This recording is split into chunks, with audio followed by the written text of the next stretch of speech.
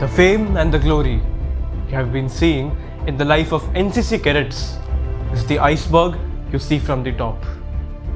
Today, let me take you deep down in the journey to explore how each step to the podium of Youth Exchange program is built and mended. This documentary is a tribute to the thousands of cadets who have struggled and achieved their milestones. Myself, ex-Senior Under Officer Heath Shah from Ahmedabad, Gujarat. तो मुझे बचपन से ही देश के लिए कुछ करने की इच्छा थी. एक ऐसा जज्बा था कि सबसे अलग दिख सकूं. कुछ ऐसा करना था जिससे मैं खुद और समाज मुझ पर गर्व महसूस कर सके. लेकिन मंजिल ही ना पता हो तो आदमी भला कौन से रास्ते पर चल सकता है. आर्मी या मिलिट्री के लिए जो फिजिक्स चाहिए तो मेरे पास था ही नहीं. तो कॉलेज के पहले दिन मुझे पता चला कि एनसीसी नाम की कोई ऑर्गेनाइजेशन है और एक मिलिट्री ऑफिसर उसके ऊपर सेमिनार ले रहे थे. मैं दौड़कर उधर पहुंचा तब कमांडिंग ऑफिसर कर्नल आर.के. बोरा ने कुछ ऐसी बातें कही. NCC, short for National Cadet Corps, is a voluntary organization which develops the qualities of patriotism, discipline and camaraderie in the cadets. अब मुझे पूरी स्पीच तो याद नहीं, लेकिन जब उन्होंने कहा कि teaches you to be a responsible citizen of the country, that was the thing which appealed to me. कि यार मैं कुछ नहीं तो देश के लिए एक जिम्मेदार नागरिक तो बन ही सकता हूँ. मैं उन्हें आगे सुनता गया और आगे जाते हुए उन्होंने डिसिप्लिन पर जो बात बोली मुझे आज भी याद है. अक्सर लोग चार रास्ते पर डिसिप्लिन का पालन सिर्फ इसलिए करते हैं क्योंकि ट्रैफिक पुलिस होती है उधर. इसे डिसिप्लिन नहीं कहते. Discipline is never out of influence from somebody. It is something which always comes from. इन बातों के साथ एनसीसी कैडेट का यूनिफॉर्म देखकर मैं समझ गया था कि एनसीसी ज्वाइन करके मैं सिविलियन लाइफ में भी देश के लिए बहुत कुछ कर सकता हूँ. और तभी मैंने तय किया कि अब एनसीसी तो मैं करके रहूँ.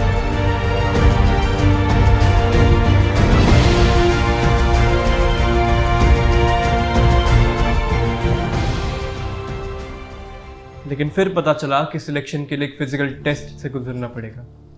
400 मीटर की दौड़ लगानी होगी और 5 लोगों में से जो पहले 2 आएंगे वही सिलेक्ट होंगे. और यह मुझे ये तक याद नहीं था कि मैंने आखिरी दौड़ कब लगाई थी. फिर भी स्टार्ट स्लो किया और धीरे से स्पीड बढ़ाई. आधे राउंड के बाद 2 लोग चोट के कारण पीछे रह गए. 100 मीटर बाकी थे और बाकी दोनों मुझसे आगे दौड़ रहे थे.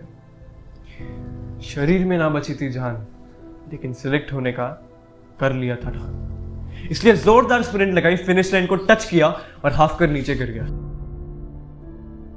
सांस फूली हुई, आंखें बंद थी और बेहोश सा हो गया था. लेकिन जब आंख खुली तो पता चला सिलेक्ट हो चुका था. सिलेक्ट होने के बाद हमारी ट्रेनिंग प्रोसीजर शुरू हुई. हर सैटरडे को सुबह 7 से दोपहर के 1 बजे तक फिजिकल एक्टिविटीज, ड्रिल एक्सरसाइजेस और लेक्चर्स होते थे. और कई बार सीनियर्स के बुलावे पर कॉलेज में ट्रेनिंग या किसी एक्टिविटीज के लिए जाना पड़ता था. और सही से परफॉर्म ना करने पर बहुत रगड़ा यानी कि पनिशमेंट मिलती थी. मुझे फिजिकल एक्टिविटीज तो नहीं पसंद थी, लेकिन वहां पर जो डिसिप्लिन की रिक्वायरमेंट थी वो मेरे बस की बात नहीं थी. और ऐसी लाइफ जीकर मैं पक चुका था. साल के खत्म होने तक मुझे एनसीसी छोड़ने का मन करने लगा. सेकेंड ईयर में मन ना होने के बावजूद मैंने 2-3 सेशंस भरे. और तभी एक दिन हमारे कमांडिंग ऑफिसर ने मेरे साथ 2-3 कैडेट्स को मीटिंग के लिए बुलाया और कहा, NCC can definitely make you physically fit, but it's more about making you a leader who stands out in society. फिर उन्होंने कहा कि आरडीसी करके एक नेशनल लेवल कैंप होता है. आई वाज वेरी क्यूरियस कि क्या होता है ये आरडीसी. उन्होंने कहा, Republic Day Camp, RDC, is the most glorious camp of National Cadet Corps. It is conducted every year in National Capital Delhi in the month of January. In RDC camp, all states participate, where nearly 3,000 cadets comes from all over India. They participate in a plethora of activity which are conducted as competitions and mainly characterized in three parts. One is drill competitions, cultural competitions and best cadet competitions. मैंने उनसे पूछा कि क्या होता है ये best cadet भाई? उन्होंने कहा a cadet who excels at all the competition such as written exam, drill test, personal interview, group discussion and firing test is qualified as a best cadet. आगे जाते ऑल इंडिया बेस्ट कैडेट का नाम सुनते ही मेरी आंखों में चमक आ गई। फिर उन्होंने YEP यानी कि यूथ एक्सचेंज प्रोग्राम के बारे में बताया। उन्होंने कहा कि it gives you a chance to be the representative of India at an international platform. बस ये जो सुना वो मैंने मन में 3 बार सुना। मैंने कहा कि अगर मैं अपने देश को इंटरनेशनल लेवल पर रिप्रेजेंट कर सकता हूं तो ये करना है। और मेरे विचारों की श्रृंखला भी शुरू ही हुई थी कि उन्होंने कहा कि you get to wear the khaki uniform with tricolour on your chest and badges of India और बोथ द आर्म्स। मैंने कहा कि बस ये तो मुझे करना ही है। अब अगर इसके लिए जमीन आसमान भी एक करना पड़े तो भी मैं करके रहूंगा। मैंने सर से पूछा कैसा होता है YP का एक्सपीरियंस? उन्होंने कहा Youth Exchange Program, which is known as YEP, is the most prestigious event of RDC. During YEP, the learning value is more and a cadet gets the opportunity to interact with the highest prominent personality of our country. Like they get to meet Prime Minister, President, and also they get to meet the prominent personality of the country which they are visiting. They are the ambassador of our country and they are treated as state guest. The memories are prominent and they are lifelong. एक नई आशा के साथ best cadet YP करने को मैंने अपना गोल बनाया। जैसे उस दिन मैं घर वापस जा रहा था तो मुझे याद आया कि यार खाने में तो यहाँ जैन मिलेगा। तो मैंने पापा से जाकर बोला, पापा NCC कैंप्स में જૈન ખાવાનું મળવું તો અઘરું છે, RDC તો કરવું જ છે, પણ ધર્મના ભોગે હું કઈ રીતે કરી શકું? પાપાને મુझसे બોલા એવું કરવાની જરૂર પણ નથી। અગર તું ખાવાનું જ વિચારતો રહીશ તો RDC નહીં કરી શકે। RDC ને ગોલ બનાય, ખાવાના કંઈક રસ્તા આપોઆપ निकलશે। बस तो मैंने मेस में जाकर अपनी बात रखी तो उन्होंने बोला कि 2 टाइम रोटी दाल चावल बन सकता है आपके लिए, चलेगा? बिल्कुल। और गुजराती होने के नाते मैं घर से भाकरी थेपला खाकर ले जाता था, इसलिए खाने के अरेंजमेंट्स भी जैसे जैसे हो गए। अब मुझे CO सर ने बताई हुई बेस्ट कैडेट की बातें अच्छे से याद थी। Amongst all competition, the best cadet competition is most intense because there are 9 categories which are state participate. The victorious in best cadet category are awarded by Prime Minister in Prime Minister Rally, which takes place at the end of Republic Day camp. Best cadets को directly YP competition में हिस्सा लेने का मौका मिला, इसलिए अब मुझे बेस्ट कैडेट बन के ही YP जाना था। तो कैंप्स में कल्चरल्स की प्रैक्टिस तो शुरू हो गई, लेकिन बेस्ट कैडेट के सिलेक्शंस की कोई खबर नहीं मिली। तभी एक दिन ये जानकर हल्का सा झटका लगा कि बेस्ट कैडेट के सिलेक्शंस कब से हो चुके थे और कल्चरल से 2-3 लोग सिलेक्ट भी हुए थे। यूनिट या कहीं से इस बात की खबर नहीं मिली थी और मैं ऑलरेडी लेट था।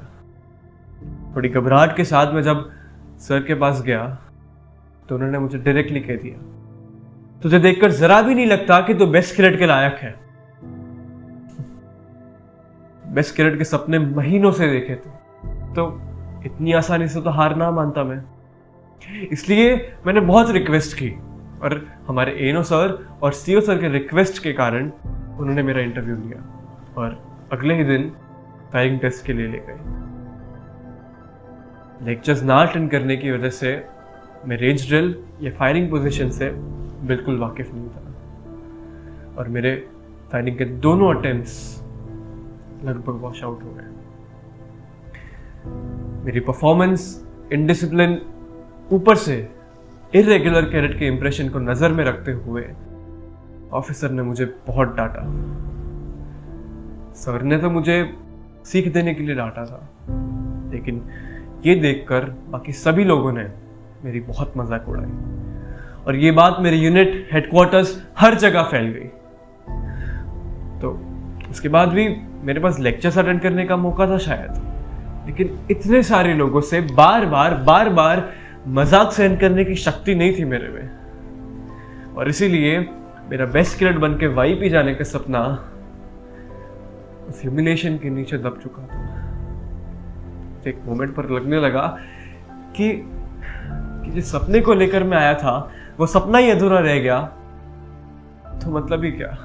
I could have quit the competition, but I didn't want to repeat the same mistake again. At that time, GCI Usha ma'am told me, अभी अपने सारे एफर्ट्स कल्चर्स में डाल। अगर तेरे इरादे बुलंद होंगे तो एक ना एक दिन तो मंजिल को पाकर रहे। Thus, I started pulling all of my efforts into the cultures competition.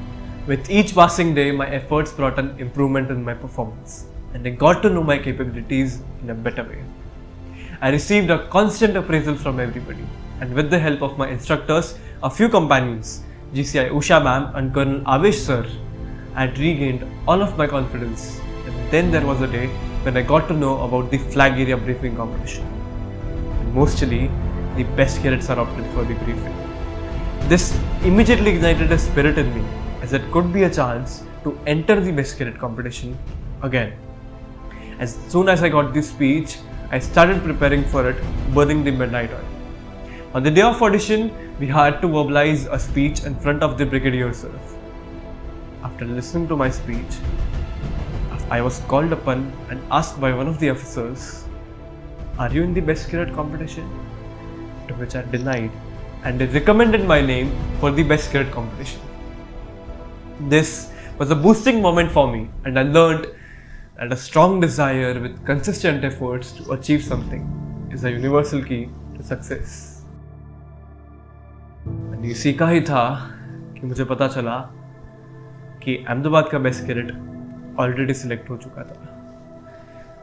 तो मैं गुजरात का बेस्ट कैडेट तो नहीं बन पाया, लेकिन मेरे वाईपी कंपटीशन में हिस्सा लेने के चांसेस और भी मजबूत हो चुके थे। स्टेट लेवल कंपटीशन खत्म हुई और अब अगले कैंप्स 1 महीने बाद शुरू हो रहे थे। मेरी 2 महीने से कैंप्स में कुछ पढ़ाई नहीं हुई थी और अगले कैंप्स और फाइनल एग्जाम्स की डेट क्लैश हो रही थी। मेरी मम्मी का आरडीसी वाईपी करने के लिए सपोर्ट तो बहुत था, लेकिन हर माँ की तरह उन्हें अपने बच्चे की पढ़ाई की चिंता रहती थी। इसलिए उन्होंने मुझे एग्जाम्स खत्म किए बगैर कैंप्स में जाने से मना कर दिया। मैंने उनसे जाकर कहा कि તમે જ કીધેલું ને कि आरडीसी ने गोल बनाया ने બધું, હવે એનું શું? उन्होंने कहा हाँ 100%, પણ ભણવાના ભોગે કોઈ વસ્તુ ના થાય। કોલેજ છે એટલે એનસીસી છે, નહીં ભણે તો ક્યાંયનું નહીં રહે। कैंप्स में पहले दिन से जाना भी जरूरी था और एग्जाम्स में अच्छे से परफॉर्म करना भी। इसलिए मैंने तय किया कि अब इस 1 महीने में ऐसी पढ़ाई करूंगा कि कैंप्स में रहकर भी अच्छे से एग्जाम्स दे सकूं। मैंने दिन रात मेहनत की और मन लगाकर पढ़ाई की। कॉलेज के कुछ फैकल्टीज ने इस लगन को देखकर मुझे कोर्स कवर करने में बहुत हेल्प की। इस सपोर्ट और मेहनत के कारण मेरी एग्जाम्स अच्छी जाने लगी। लेकिन मम्मी अभी भी मुझे 1 दिन बाद शुरू होने वाले कैंप्स में जाने से मना कर रही थी। मैंने उनसे बस इतना कहा कि કાલથી કેમ્પ્સમાં ના જવું તો આટલા આગળ આવવાનો મતલબ જ શું છે? તમારો જ એક્ઝામ્પલ લઉં તો કંઈક મોટું અચીવ કરવા માટે સેક્રિફાઈસીસ તો કરવા જ પડે ને। उन्होंने कहा कि પણ ભણવાનો સેક્રિફાઈસ કરીને? બિલકુલ નહીં। मैंने कहा कि કેમ્પ્સમાં રહીને પણ હું એક્ઝામ્સ આપવા તો બહાર આવી જ શકું છું અને ભણવાનું તો મારી માટે પહેલી પ્રાયોરિટી પર જ છે। એટલે જ તમને પ્રોમિસ કરું છું कि कैंप्स में रहीने पण सरस रीते भणीश और एग्जाम्स पण मस्त जैसे। तो फाइनली मम्मी मान गई और मैंने कैंप्स में जाना शुरू किया। कैंप की पहली शाम को बेस्ट कैडेट वाईपी के training officer colonel Nikam sir आने वाले थे और सारे बेस्ट कैडेट्स को इकट्ठा होने के लिए कहा गया था। इस बार मैं पूरे कॉन्फिडेंस के साथ आया था। इसलिए मैंने सर से जाकर पूछा, sir, I wasn't selected as the best cadet of Gujarat, but I really want to go to YP. Can I join the lectures and participate in the YP competition from tomorrow, sir? And they directly replied with a yes. क्योंकि अगर आप best cadet नहीं बनते फिर भी आप YP competition में हिस्सा ले सकते हैं. And that was one satisfying life affirming moment for me. उसके बाद के एक महीने में काफी स्ट्रगल रहा. हमारे प्री आरडीसी कैंप्स में सुबह 5 बजे से लेकर 10 बजे तक ड्रिल इंस्ट्रक्टर्स ड्रिल करवा के और रगड़ा दे देकर अच्छे से निचोड़ देते थे.